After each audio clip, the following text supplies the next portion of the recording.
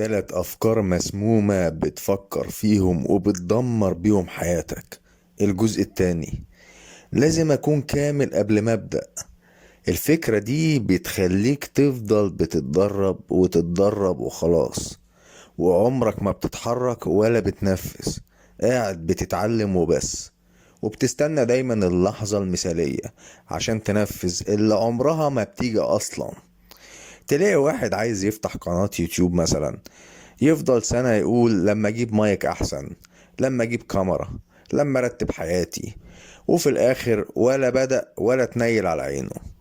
ابدأ باللي عندك، ابدأ باللي تعرفه واللي ما تعرفوش، وتعلم في الطريق. المهم تتنيل، تبدأ. تعمل ايه ما تعملش ايه مش مهم، المهم انك تعمل حاجة.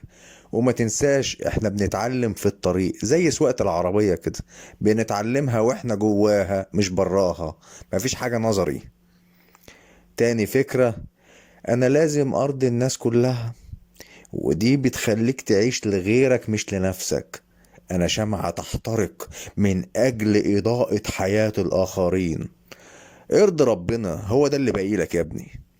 واحد صاحبك عايز يقابلك دلوقتي عشان تساعده في حاجة بشغله مثلا، وانت راجل تعبان، فتقوم من على السرير جري وتجري تقابله. هو ده بقى رضا الناس وعدم احترامك لنفسك. وفي الاخر كله بيتنسي، كله بيتنسي. اعرف اولوياتك وبس، وحدد مين مهم في حياتك.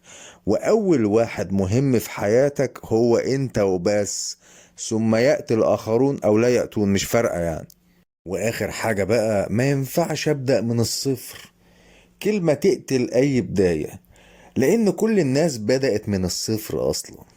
بس اللي بيقولوا الجملة دي بيحس ان البداية فضيحة او ضعف، بيدي لنفسه حجج انه يفضل راقد في السرير.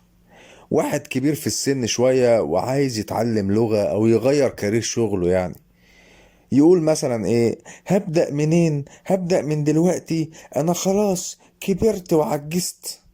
ابدأ يا حاج، ابدأ من ولا حاجة، ابدأ من الصفر. بس المهم انك تبدأ، مفيش طريق تاني اصلا، الطريق الوحيد هو انك تبدأ وبس. سلام.